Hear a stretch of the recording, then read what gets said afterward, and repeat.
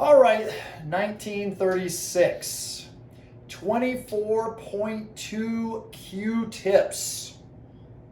Let's break it down. Break it on down. All right. 24.2. 24.2 is a 20-minute AMRAP, as many reps as possible, starting with a 300-meter row. Now, the 300-meter row is 30 reps because one rep equals 10 meters.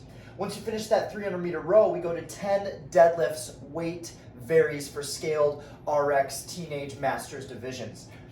After 10 deadlift, then we go to 50 double unders for RX, and then it is 50 single unders for scaled. Finish those jump rope, and we're back up to the top with that 300-meter row. 20 minutes just moving through that. It's a long time. Yeah. That's a long time. There's been years where we had lots of those.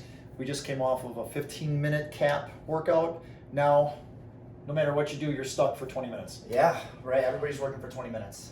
So there's going to be a lot to consider. Let's get into some of these tips. What's the first thing? Pacing is probably the most important thing because it's so long. You got to be conscious of what you're doing on each move, right? So I'm looking at rowing. I'm not going to go out the gate hot because you got 20 minutes of this whole thing, right?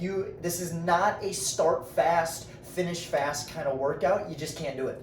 You just can't do it, right? So it's gonna feel slow at the beginning, right? Whatever pace you pick, it's gonna feel a little slow, the longer you hold it, it will reach the intensity that you expect from a CrossFit workout, right? Yeah. Yeah.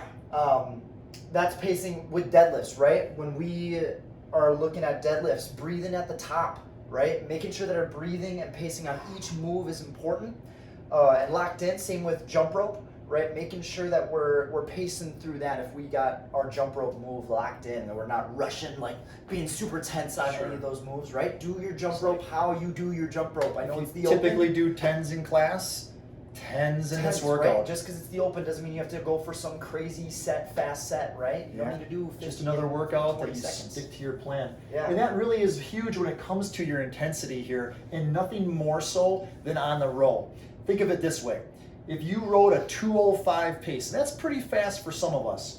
If you row into a 2-minute flat pace, you're only gaining 3 seconds across that row. And you know what the cost of that is. It'll surely affect your deadlift. It'll surely affect your jump rope. So there's almost this case of backing off because you know you're going to do that for a much longer time. Right, and I know for paces, at least for 500-meter paces like that, I know that 5 seconds, going 5 seconds faster on the monitor, right? Like the difference of 2.5 or 2:05 to 2 minutes it's hard.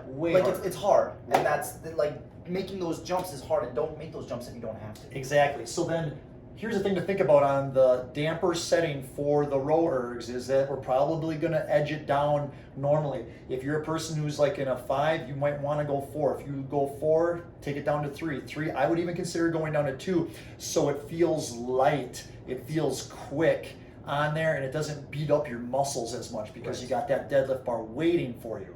Yeah.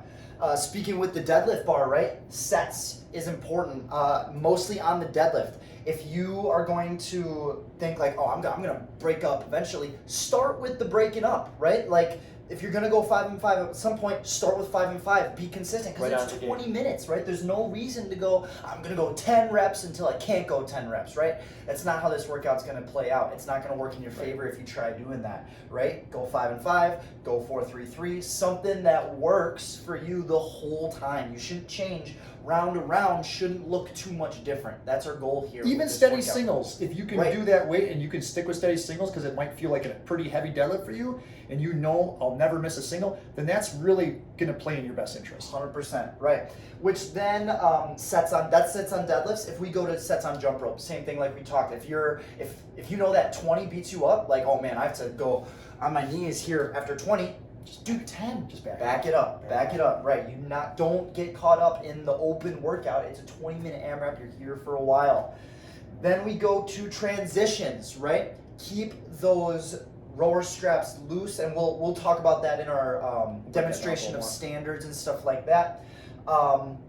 Going right from the deadlift to the jump rope, and there's some setup things that we're also going to go over Yeah, later we too. discussed that. Yeah. And that's especially on that jump rope, right? We want your jump rope. You want your jump rope to be happy. If you have a happy jump rope this year, you're going to have a happy open. We'll go Right. into the details of that here as we break down the workout. But that's going to give you, because you got this transition happening twice, technically 3 times every single round. You have 3 transitions that are happening every single round here. So we'll break that down here shortly for you when we go into details of the workout here. But aside from that, see you On the leaderboard. on the leaderboard. Okay, let's talk about the standards for 24.2. At 3, 2, 1, go. Athlete is sitting on the rower, hands off the handles, and then they begin rowing. And as they row, they will wait until the monitor hits 300 meters before they can get off the rower. Once they are at the 300 meter mark, they will go to the deadlift bar, at which time they have 10 deadlifts. You must show the judge straight legs and straight hips with your shoulders and head behind the bar as it's to the top position. As you finish, right, and you're not with open up hips, that would be a no rep. We want to make sure that you go through all 10 of those standing fully every single time. From there, you'll go to the jump rope, which you have 50 reps, singles or doubles. Finish those jumps, at which time you'll put that rope down and then continue into the next round. Now, talking a little bit about some strategies here. One of the important things is We're gonna keep those straps somewhat loose, but also tight enough that we feel our feet cinched in. But the reason for keeping those loose is that we can get in and out really easily, and we don't have to touch these straps, keep cinching them down. That's seconds that you're wasting that you could be getting meters, right? So keep them in a position where they don't change. You can get in and out, but it also cinches you down pretty good. your judge or someone can reset your monitor. Correct. You don't have to, which will be arranged. So one thing you saw Coach Kadri do here is that he got in and got out. You should practice getting in and getting out of your straps For sure. a few times before the workout starts. Right? As you walk to your deadlift bar, another good idea is probably chalking it early so you're not walking to a bucket multiple times in this workout. Get that thing good and chalked up because it's not overly heavy. Correct. And another thing with whatever sets you're picking, for that last rep of your set, drop the bar. Don't set it down. That's extra work that you don't have to do. The rep is credited. Up top here, number 10, drop it. Right, so you don't load set your it down. back. Correct. And then for our jump rope, right, we do our reps here. Then when we set that jump rope down, set it down so that it's not tangled. and That's you're not- a happy jump rope happy right jump there. rope right As a there. matter of fact, if you turn it this way, it's almost smiling in a weird way. Yeah. You want your jump rope to be Right, smiling. look at how easy you can just grab, go, jump.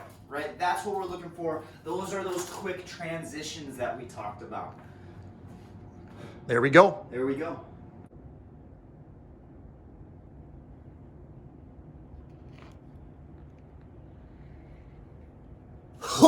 Nice.